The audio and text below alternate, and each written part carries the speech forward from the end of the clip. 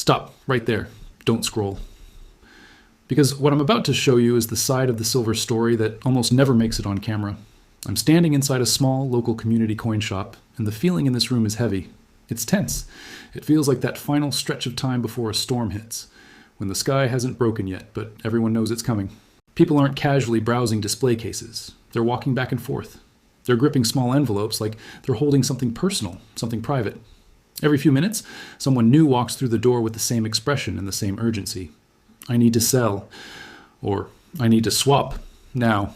Before we go deeper, this channel has over 1,000 members who get daily members-only videos and early access to every upload, so they're not reacting late to market moves. If staying ahead matters to you, consider joining. The link is in the description, or you can tap the join button below. It takes less than 30 seconds. All right, here's the setup. Silver has been moving aggressively higher, and based on the most recent market updates, this isn't just a chart story, this is a behavior story. People are acting differently, and when people start acting strange around money, it usually happens right before something snaps, or right before something erupts. Today, I want to walk you through 3 things you need to understand. First, why so many everyday people are unloading silver right now, even as headlines shout about record prices. Second, what coin shops are quietly dealing with behind the counter, something that looks a lot like a liquidity stress test. Third, the growing fake metal problem, and how you can protect yourself at home before you learn the hard way. And here's the cliffhanger I want you to keep in your head the entire time. When retail sellers rush to sell while prices keep rising, it usually means the real buyers are operating somewhere else, and they don't care about your emotions. Before we continue, check the description. I left bonus links there, including a premium WhatsApp channel for quick updates, and the channel membership link if you want deeper coverage. Yes, we do members-only videos. They're produced by a separate team, more research-heavy, shorter, tighter, and honestly, more intense. Now let's get to work.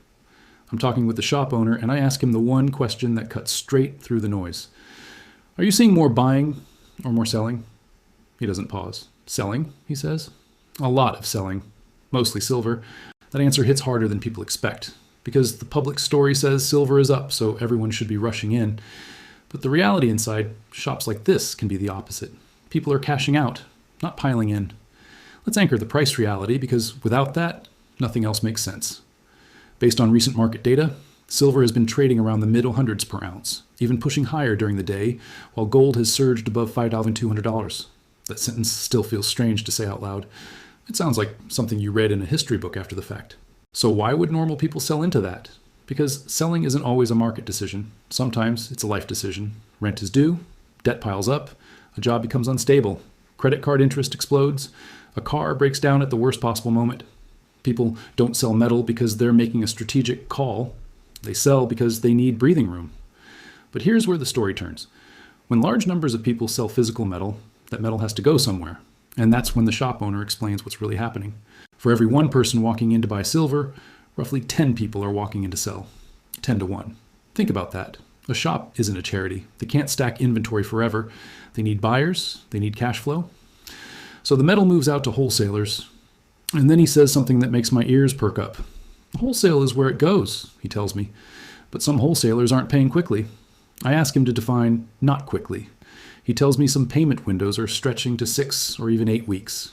Let's translate that into plain language. Imagine you buy silver from locals today. You pay them today, but the silver you ship out doesn't get paid for until almost 2 months later. Now add volatility. When prices are moving fast, 2 months is an eternity. Replacement costs change. Margins disappear. Meanwhile, rent, payroll, and insurance don't wait. That's not just inconvenient. That's pressure. And here's the uncomfortable part. When payment terms stretch, shops can be forced to offer worse buy prices to regular people. Not because they're greedy, but because they're protecting themselves. So I ask him directly, what does that kind of pressure do to a small operation like this? He explains it simply. In calm markets, you might have 10 wholesale buyers. Then that drops to 5, then 2, then maybe 1. And when there's only 1 buyer left who can take size, that buyer sets the tone. If they pay slowly, everyone feels it. If they pay less, everyone downstream pays less. If they hesitate, the entire chain starts acting strange. Now, pause here, because this is where many people misunderstand what liquidity stress actually means. Liquidity stress doesn't mean the metal is failing. In fact, it can mean the opposite. It can mean demand is so strong at the top that the pipeline is clogged and cash can't move as fast as metal. Or it can mean something less comforting. The top buyers are cautious. They're managing risk. They don't want to be the last one holding inventory if prices whip violently. Which one is it? That's the real question. And it's why you can't just watch spot price and assume you understand what's happening. There's price, and then there's payment. Payment tells you whether the system is breathing normally. Zooming out, the broader backdrop matters. According to recent public data and macro releases, the US dollar has been under pressure, with the dollar index trading around the mid-90s. When a currency weakens, hard assets tend to speak louder. That part is basic, but there's another layer here, industrial demand. Silver isn't just a monetary metal, it's a working metal. It's used in electronics, solar, data infrastructure, high-performance connectors, batteries, and the entire AI build-out pulling components across the supply chain. So when silver moves, you have to ask, is this a money move, an industrial move, or both? And that matters because retail buyers don't drive industrial demand. Retail doesn't sign multi-year contracts. Retail reacts. Which brings us to something strange happening in this shop today. People aren't just selling, they're swapping, trading silver for gold. Why? Because silver has moved faster, because gold feels safer, because some people want to lock in gains without leaving metals entirely. That logic isn't crazy until it becomes emotional. And that's when the shop owner gives the best advice you'll hear in this entire video. Don't make metal decisions like a gambler. He explains a simple approach. Decide how much you want to accumulate over a year, buy in pieces, dollar cost average, remove emotion. If prices rise, you participate. If prices fall, you buy more. You stop trying to win the day. Because panic buying at the top and panic selling at the bottom is how people get destroyed in every market, every decade. Now hold on to this next part, because it's a trap forming right now. High prices tempt people to sell, but selling for short-term relief can mean you can't buy back later. That's not theory, that's inflation in real life. You sell the thing that holds value to pay for things that lose value, and later you're left with receipts. Now let's talk about the second monster in the room, counterfeits. While we're standing here, a customer walks in with coins he bought online. Cheap, looked real, sounded real, to him. This is the reality when prices spike. Fakes spike too. So we move behind the counter and the shop shows the tools. A handheld verifier that checks metal signatures. Gold, silver, platinum, palladium. Not cheap, but cheaper than getting fooled. They test bars, coins, different purities. Then they switch settings for older alloys. Professionals don't guess, they test. And if shops are testing everything, that tells you what's floating around out there. At home, you can do basic checks, magnet tests, ice tests, weight and dimensions, sound tests. And the most important test of all, price. If it's too good to be true, it's bait.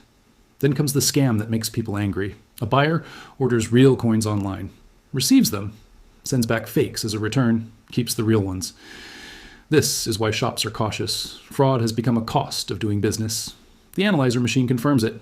A suspicious coin shows almost no real silver content, just plating. The customer's face drops. That's the nightmare. Don't let ego stop you from testing. Admitting a mistake is how you prevent the next one. Here's another lesson people learn too late. The price on your phone is not the price in your hand. Spot is a reference. Local bids are reality. Shops juggle 3 clocks at once. Price moves fast. Payments move slow. Customers want cash now. That's a tightrope. Another customer walks in and asks to swap silver into fractional gold. The math reveals spreads, premiums, friction. There's always friction. Liquidity isn't about whether silver exists. It's about whether the market can clear trades without choking. And when fast pay buyers become the only buyers, they become the market. Premiums become mixed. Some items flood in, others disappear. Trust becomes the hidden premium. Zooming out again, gold above $5,200, silver around 115s. Dollar pressure, positioning, short covering, rate debates, all of it creates chaos. Fear mixes with opportunity. So what do? You slow down. You define your reason in one sentence. You protect yourself from fakes, you buy in layers, you avoid emotional swaps, because the real crisis isn't a price crash. It's a trust crash. And when trust cracks, everything becomes more expensive. That's what's being tested right now. The people who rush will lose. The people who move deliberately will survive. I'll keep bringing you real-world signals from the street, not just charts. This is educational content, not financial advice. Build your own process. Consider your risk, your timeline, and your situation. Because the right move for someone else can be the wrong move for you.